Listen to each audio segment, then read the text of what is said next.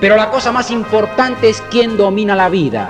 Y digo, mis queridos, una manera práctica de preguntarnos, esto es, ¿quién va a ser el dueño de los años de vida que tengo sobre la tierra? ¿O yo o Cristo?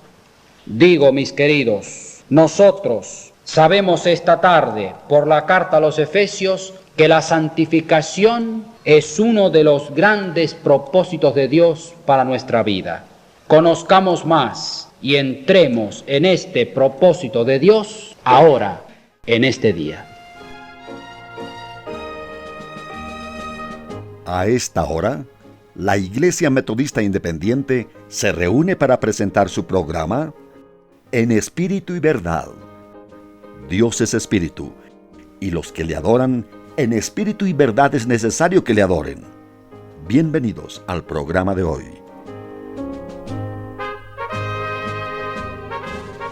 Leamos, por favor, Efesios capítulo 1. Pablo, apóstol de Jesucristo, por la voluntad de Dios, a los santos y fieles en Cristo Jesús que están en Éfeso. Gracia y paz a vosotros de Dios nuestro Padre y del Señor Jesucristo. Bendito sea el Dios y Padre de nuestro Señor Jesucristo, que nos bendijo con toda bendición espiritual en los lugares celestiales en Cristo, según nos escogió en Él antes de la fundación del mundo, para que fuésemos santos y sin mancha delante de Él. La vida de cada creyente puede y debe estar relacionada con los propósitos eternos de Dios. Esta carta a los Efesios, si por algo se caracteriza, es porque presenta los grandes propósitos de Dios. Estos son propósitos que Dios tiene antes de la fundación del mundo. La caída del hombre no fue una idea que llegó a Dios, a su conocimiento, tarde. La salvación del hombre no es una idea tardía de Dios. Y la elección tuya, mi querido hermano, para que seas santo, no es una idea tardía de Dios. Ha estado en los propósitos eternos de Dios. Y digo entonces, la vida de cada creyente puede y debe estar relacionada con estos propósitos suyos. Estos propósitos de Dios están vinculados en todo momento con Cristo. El error de tomar algunas doctrinas, el error de tomar en consideración nuestra propia vida consiste, mis queridos, en que muchas veces tomamos las cosas aisladamente con respecto a Cristo. Separamos las cosas de Cristo y entonces desde luego nos quedamos sin nada, porque Dios ha decidido que sus grandes propósitos están vinculados con Cristo, sus propósitos para nosotros. Quisiera hablarles entonces de uno de estos propósitos, el primero que aparece aquí, que todo cristiano es santo y ha sido santificado en Cristo. La santificación, mis hermanos, es un asunto que el mundo ha falsificado. Nuestro mundo, que se llama a sí mismo cristiano, ha falsificado una enorme cantidad de cosas vinculadas con nuestra fe. Y una de las cosas que más falsifica el mundo es el concepto de santidad. Hay un concepto divulgado en el mundo por el cual se dice que solamente algunos entre muchos cristianos son santos. Se considera en el mundo que un hombre, uno entre muchos, o una mujer entre muchas, es apartada por la Iglesia una vez que se ha muerto y definida y colocada en la categoría de santo.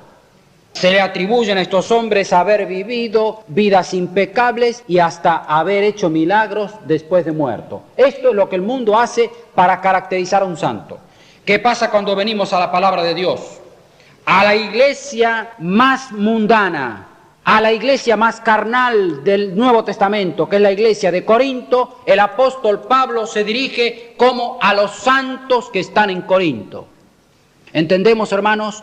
Nosotros somos santos porque hemos sido santificados en Cristo. Desde luego, esta es lo que podríamos denominar la posición del cristiano.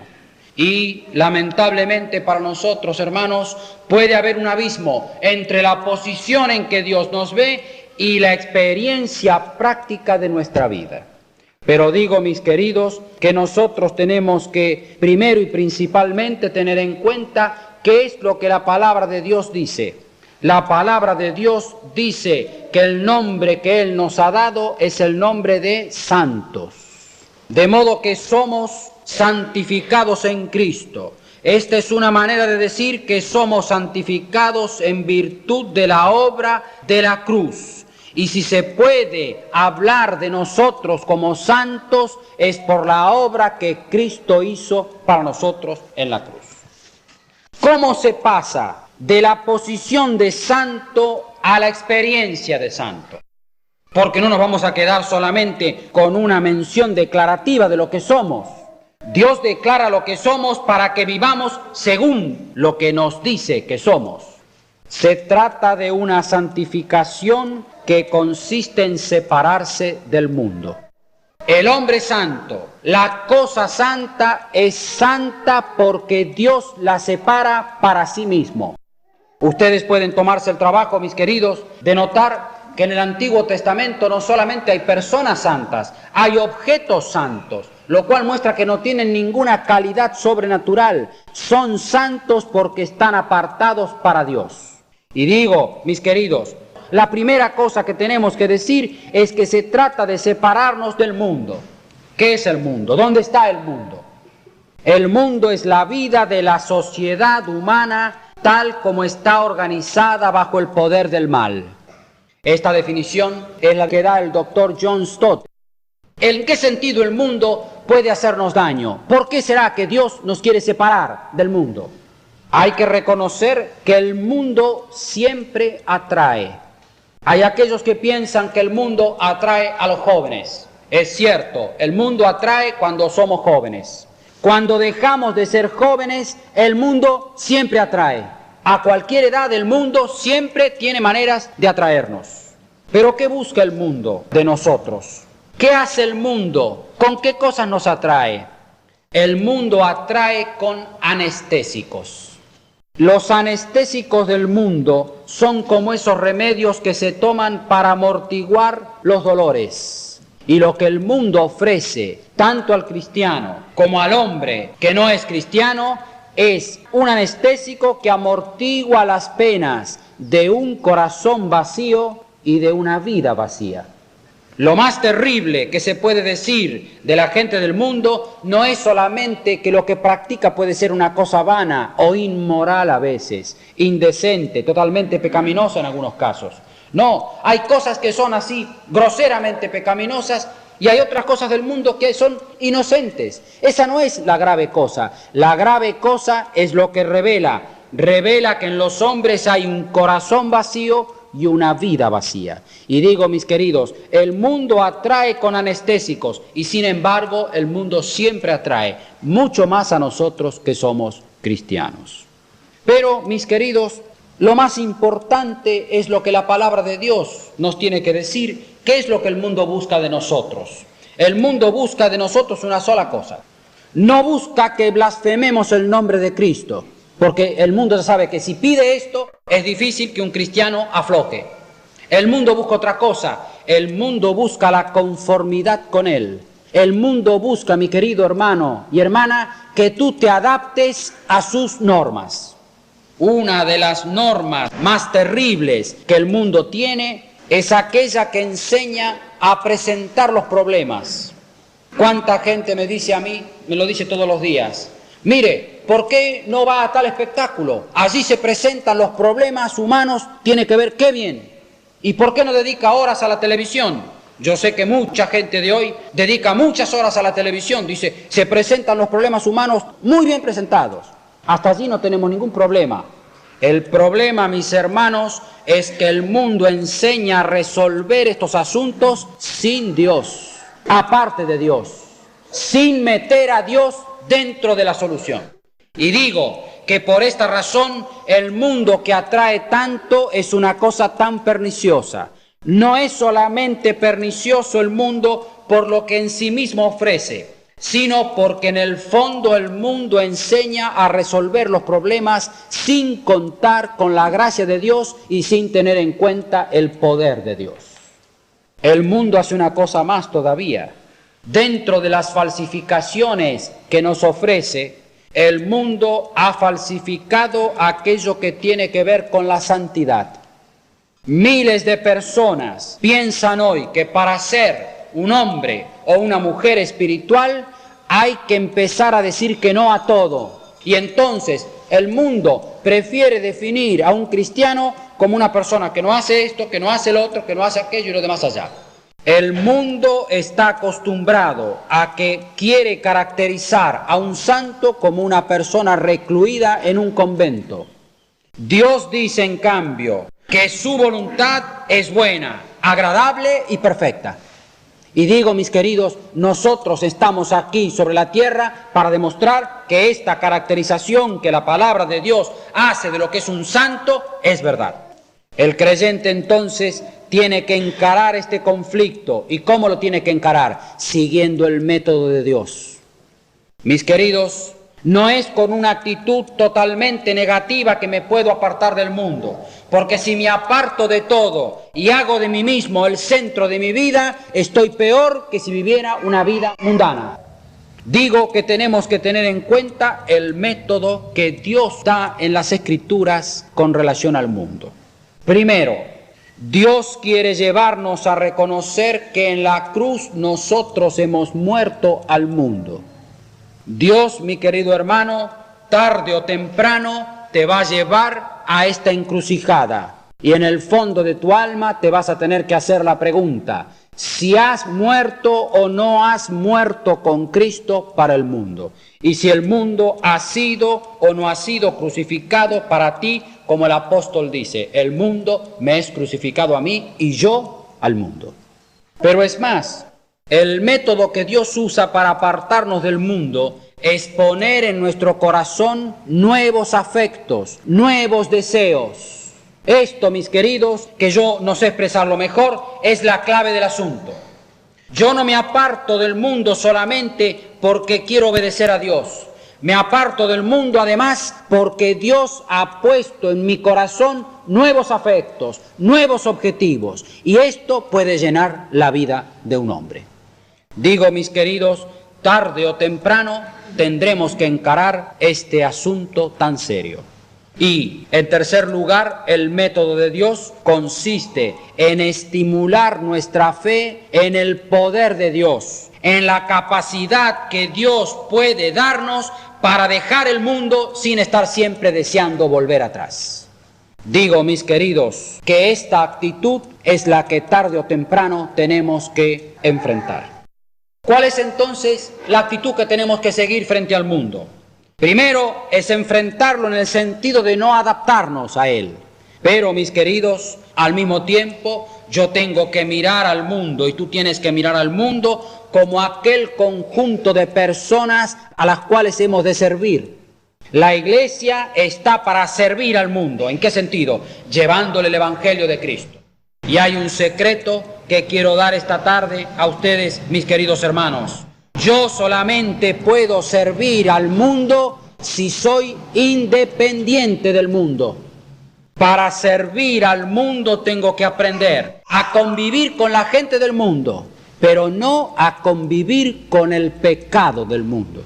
¿Entendemos la diferencia, hermanos? Se trata de vivir con la gente y sin comprometerse con el pecado del mundo. Digo, mis queridos, este es un aspecto fundamental de este propósito eterno que Dios tiene para ti y para mí. Se trata además de una santificación para apartarse del pecado.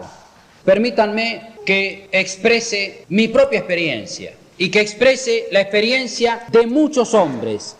En el fondo de nuestro corazón llega el día en que, después de haber vivido un tiempo la vida cristiana, nos hacemos esta pregunta: ¿por qué otros pueden hacer tales y cuales cosas y yo no puedo? ¿Por qué aquel que vive allá, aquel vecino mío, aquel compañero, aquel familiar mío, vive de cualquier manera y vive lo más feliz y yo no puedo? Mis queridos, cuando Dios, el Espíritu Santo, comienza una obra en nosotros, estas preguntas comienzan a surgir. ¿Y por qué aquel puede y yo no puedo? Yo no puedo porque Dios ha comenzado algo en mí para separarme del pecado. Por eso no puedo. Y digo, mis queridos, cuando estas terribles tensiones llegan a nuestra vida, hay aquí una idea consoladora. La idea consoladora es que esto demuestra que yo soy de Cristo. Es cierto que a veces la tensión es como un desgarramiento. Es cierto que a veces el alma se quiere meter adentro del mundo. Es cierto que a veces el alma quiere meterse bien abajo adentro en el pecado. Digo, mis queridos, todo verdadero cristiano enfrenta esta terrible tensión en el fondo de su ser. El pecado que está arraigado en nuestra sangre y en lo íntimo de nuestro corazón tiene fuerzas para impulsarnos a esto. Y por esta razón surge la pregunta, ¿por qué aquel puede y no le pasa nada? ¿Y por qué si yo hago algo, entonces algo se turba dentro de mí? Es que ahora tenemos al Espíritu de Dios. Si yo peco, mis queridos, si yo deliberadamente peco, si yo tolero el pecado, alguien más está dentro de mí y ese alguien es el Espíritu de Dios. Se entristece y yo me entristezco. Así obra el Espíritu Santo. Y digo entonces que el cristiano se enfrenta muchas veces con el hecho de que Dios ha comenzado una obra en su corazón y que esta obra del Espíritu Santo nos plantea interrogantes que solo la Escritura nos puede aclarar. ¿Cuál es entonces la actitud del cristiano frente al pecado? ¿Es acaso mejorar su conducta por sí mismo? Yo creo que muchos de nosotros hacemos esto por mucho tiempo. Vemos a algunos cristianos que tienen vidas rebosantes. Venimos a la palabra de Dios y encontramos hombres como el apóstol de una vida en las nubes. Y nosotros queremos imitarlo y al tiempo fracasamos. ¿Qué pasa si queremos mejorar nuestra conducta por nosotros mismos? No podemos hacerla. No nos hagamos ilusiones, hermanos. La carne es siempre carne. Y el pecado es siempre pecado. Y el hombre, aunque sea un cristiano, por sí mismo, por sí solo, no puede luchar contra su propio pecado. La responsabilidad de cada cristiano frente al pecado que lo rodea y frente al pecado que lo tienta es creer lo que Dios dice. Dios dice que la carne, con sus pasiones y con sus deseos, fue crucificada con Cristo. Esta es la base de la cual tenemos que partir. Y digo, mis queridos hermanos, sobre esta base el Espíritu de Dios nos puede hacer triunfar. ¿Por qué? Porque nos puede llevar al punto en que reconozcamos la voluntad de Dios y en que esta voluntad de Dios sea agradable y perfecta para nosotros. Por lo tanto, mis hermanos, ¿en qué consiste esta lucha contra el pecado? ¿Cómo yo como cristiano puedo luchar contra el pecado? Primero, tengo que analizar mi vida en la presencia de Dios. No creamos, hermanos, que esto de analizar la vida en la presencia de Dios es una cosa para los inconversos. El inconverso no tiene deseos de analizar su vida en la presencia de Dios. No sabe nada de todo esto. El que tiene que analizar su vida con frecuencia en la presencia de Dios, soy yo que soy cristiano, eres tú que eres cristiano. Mi querido hermano, toda la palabra de Dios te ayuda a analizar tu conducta en la presencia de Él. Y además te da un buen espejo donde mirarte, te da un patrón de referencia. Cuando tienes que orar, cuando tienes que pensar algo, cuando tienes que decidir algo, la palabra de Dios es la mejor ayuda para analizar nuestra vida en la presencia de Dios. Y tenemos que dar con respecto al pecado otro paso que me temo, mis queridos, es muy poco conocido. Tenemos que llegar al punto de juzgar nuestro pecado por nosotros mismos. Esto, y no menos que esto, es el arrepentimiento en la vida del cristiano. Leí el otro día que la primera de las 95 tesis que Martín Lutero puso aquel día glorioso en la catedral de Wittenberg era esta: toda la vida cristiana es una vida de arrepentimiento.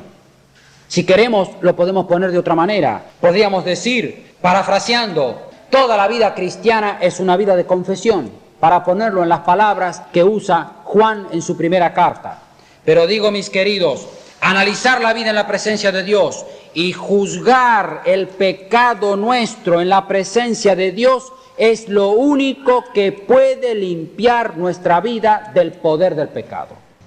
De modo, mis queridos, que el creyente se va dando cuenta que no puede hacerse ilusiones en cuanto a su propia capacidad para luchar contra el pecado y tiene que aprender a confiar que habrá una capacitación divina para separarnos del pecado. Esto está dentro del gran propósito de Dios para tu vida y para mi vida. Mi segundo punto lo tengo expresado así. Para experimentar la santificación en su vida, el creyente tiene que aprender a concebir su vida entera como una ofrenda a Dios. Una de las grandes concepciones de esta carta a los Efesios y de toda la fe cristiana es que hemos sido separados para Dios. Dice, nos escogió en Él antes de la fundación del mundo, para que fuésemos santos y sin manchas delante de Él. Y en otras partes de la Escritura leemos con nitidez que hemos sido separados para Dios. Esto nos conduce a una vida de devoción plena hacia Dios. Desde luego, el pasaje central de toda la Biblia con respecto a esta actitud es el pasaje de Romanos, el capítulo 12.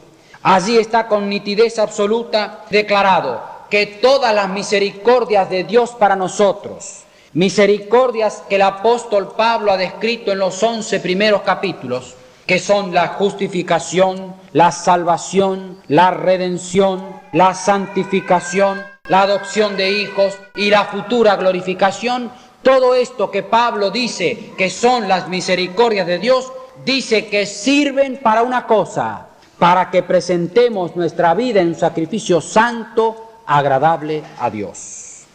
Para experimentar la verdadera santificación, tenemos que aprender a concebir nuestra propia vida como una ofrenda a Dios. De modo que la santificación involucra no solamente mi responsabilidad frente al mundo, involucra no solamente mi responsabilidad frente al pecado, incluye una responsabilidad más amplia. Yo tengo que presentar mi propio cuerpo como un sacrificio agradable a Dios. Notemos, hermanos, que se dice allí en la carta a los Romanos, se dice que se trata de un sacrificio. No cambiemos las palabras, no hagamos decir a la Escritura lo que la Escritura no dice. Dice que es un sacrificio. ¿Pero en qué sentido es un sacrificio? No es un sacrificio porque haya mérito redentor. No se trata de un sacrificio por el cual agregaremos algo a una obra ya terminada, que es la obra de Cristo. Tampoco es un sacrificio porque haya dolor. Entonces, ¿por qué es sacrificio? Mis hermanos, es sacrificio porque se trata de hacer la voluntad de otro. Se trata de hacer la voluntad de Cristo en mi vida. Mi propia carne, tu propia carne, mi querido, no llega sola a esta conclusión. Y digo, mis hermanos, que por esta razón Dios habla de que le entreguemos nuestra vida como un sacrificio santo. Se trata, mis hermanos, de una entrega completa. Nosotros estamos acostumbrados, seguramente, por lo menos yo, a fracasos reiterados. Yo digo, mis queridos, que en este punto tenemos que llamar las cosas por su nombre y decir qué pasa en nuestra experiencia. Nuestra experiencia, aún en este asunto de la santificación, es que con mucha frecuencia fracasamos. Y tengo que preguntarme, y te sugiero, mi querido hermano, que te lo preguntes, si no será que este fracaso se debe a que la entrega que hacemos es parcial y que hay áreas de nuestra vida en donde realmente no nos hemos entregado a Dios y nosotros queremos manejarlas. Esta pregunta escrutadora no es para responder a nadie, es para responder a nuestra conciencia y a Dios. Yo tengo que preguntarme hoy, y te sugiero, mi querido hermano, que te lo preguntes en la profundidad de tu ser. Señor, si estoy fracasando en este asunto donde mi vida no es pura, no es limpia delante tuyo, no será, Señor, porque estoy reservando áreas de mi vida que no te he entregado todavía. Digo, mis queridos, que esta es una pregunta escrutadora que todo cristiano tendría que hacerse. Notemos que se trata entonces de una entrega completa. No se trata de entregar las cosas parcialmente. Tampoco se trata, hermanos, de entregar a Dios lo que molesta en la vida o lo que está fuera de nuestro control. Hay áreas de la vida, como las enfermedades, como el futuro de la vida, en donde desde luego el hombre no tiene capacidad de entrar. Y en esto estamos más inclinados que en otras áreas a decir, sí, esto voy a ponerlo en las manos del Señor. Se trata de que le tengo que entregar aún lo que yo creo que domino. Y no solamente lo que me molesta, sino también lo que me agrada. Esto es lo que tengo que entregar. A mí me gusta expresarlo también así. Con mucha frecuencia yo me presento a orar a Dios, me arrodillo en mi pieza y entonces sobre un asunto determinado yo ya tengo más o menos bosquejado mi plancito y vengo a Dios y le doy una larga lista de cosas, como si sacara este papel y se lo entregara. Señor, aquí está lo que yo quiero hacer. Señor, poner el sello. Yo estoy pidiendo eso en el fondo. Le estoy pidiendo a Dios y le estoy diciendo, aquí tenés que firmar. Como esa gente que no sabe leer a veces y le dicen, firme aquí abajo. Mis queridos, el mejor papel que podemos presentar a Dios con respecto a nuestra vida es un papel en blanco para que Dios lo llene. Es una manera figurada de hablar, desde luego. Lo que quiero decir, hermanos, es que no tenemos que entregar a Dios aquello que está fuera de nuestro control. También tenemos que entregar lo que a nosotros nos parece que tenemos capacidad de gobernar. Y tenemos que entregarle una cosa solemne, en donde desde luego solo con temor de Dios podemos hablar. Tengo que entregarle el futuro desconocido.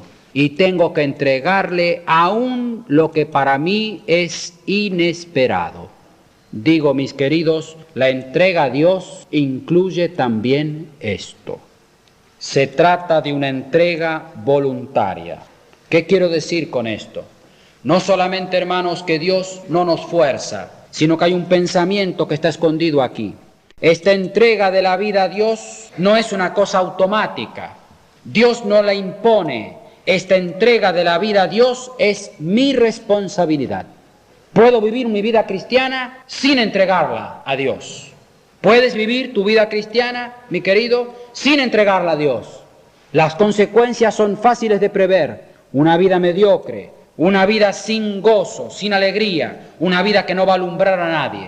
Al fin y al cabo, una vida cristiana mediocre no satisface ni a Dios, ni al mundo, ni a nosotros. Digo, mis queridos, la verdadera vida, la grande, la enriquecida vida cristiana se puede vivir si enfrentamos la responsabilidad de entregarla voluntariamente en las manos de Dios. Y por último, no se refiere a que yo le voy a entregar a Dios cosas aisladas. Lo que tengo que entregar es mucho más. Lo que tengo que entregar es el dominio de mi vida. Para ponerlo desde otro punto de vista, para expresar la misma idea de otra manera, lo puedo decir así.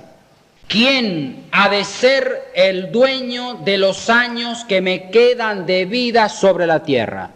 Esto es entregar el dominio de mi vida a Cristo. No se trata de que le voy a preguntar si voy a ser misionero en Laguna Yacaré. No se trata de que le voy a preguntar a qué profesión me voy a dedicar. No se trata de que le voy a preguntar a Dios si voy a ser predicador o sobrevedor, o en el caso de una mujer, si se va a casar con fulano de tal, o va a ser la esposa de un misionero, o va a ser maestra de niños. Todas estas son cosas que se pueden presentar delante de Dios y que desde luego constituyen la voluntad de Dios para nosotros. Pero la cosa más importante es quién domina la vida. Y digo, mis queridos, una manera práctica de preguntarnos, esto es, ¿quién va a ser el dueño de los años de vida que tengo sobre la tierra? ¿O yo o Cristo? Digo, mis queridos, nosotros sabemos esta tarde, por la carta a los Efesios, que la santificación es uno de los grandes propósitos de Dios para nuestra vida. Conozcamos más y entremos en este propósito de Dios ahora, en este día.